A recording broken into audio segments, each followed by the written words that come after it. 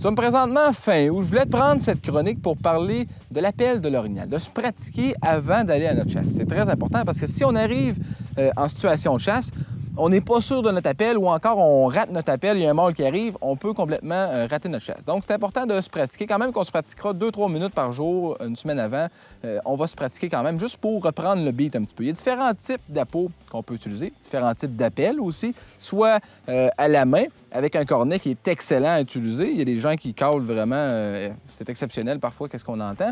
Ou encore, si c'est des gens qui sont plus ou moins capables, il y a des types appos à languette ou encore appos avec un embout de caoutchouc comme celui-là ici.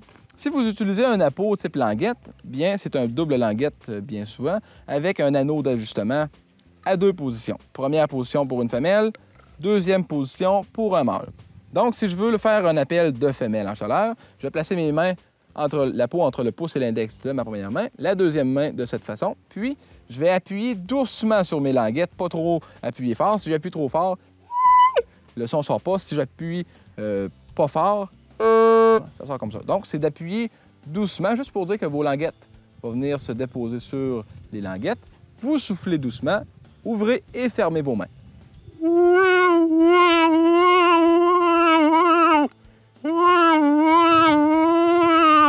Voyez-vous comment ma note est claire, puis la note monte et descend. Parce qu'une femelle qui n'est pas en chaleur,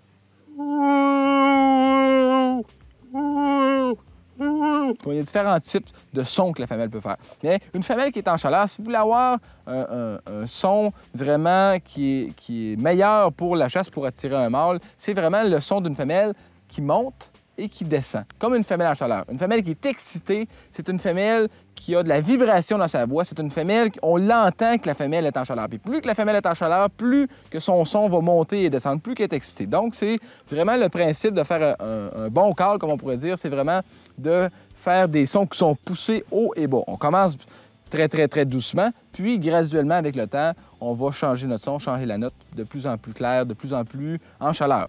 Donc, si on fait un mâle, on place notre anneau à la deuxième position. Placez vos lèvres avant l'anneau, appuyez doucement, puis on fait fort. Voyez-vous, je peux faire un jeune mâle, puis un vieux mâle. Si je veux faire encore un mâle plus mature, plus âgé, je vais placer le cornet. C'est important de souffler doucement dans la peau. Si vous utilisez un appôt type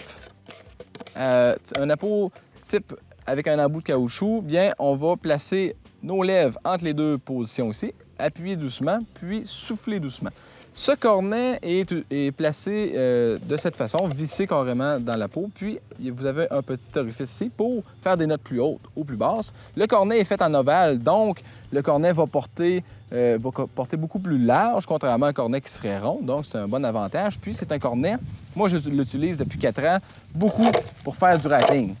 Parce que on sait, les gars, que la palette, quand on marche, c'est pas l'idéal. Parce que moi, je suis un gars qui marche beaucoup, on chasse beaucoup à l'arc. Des fois, on a la palette, on a l'arc, on a le pack-sac, on a la caméra avec nous autres des fois. Donc, c'est pas facile. Moi, j'aime beaucoup utiliser mon cornet. Je l'utilise pour faire mon appel, puis je l'utilise aussi pour faire mon rattling. On a eu des excellents succès avec ça. Ça a été très, très, très productif. Donc, je fais le son d'une femelle en chaleur.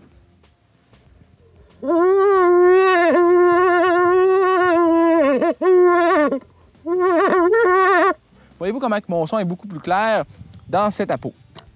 Si je vais retirer mon embout, je peux l'utiliser directement avec les languettes. Ça va faire un son plus sourd un petit peu.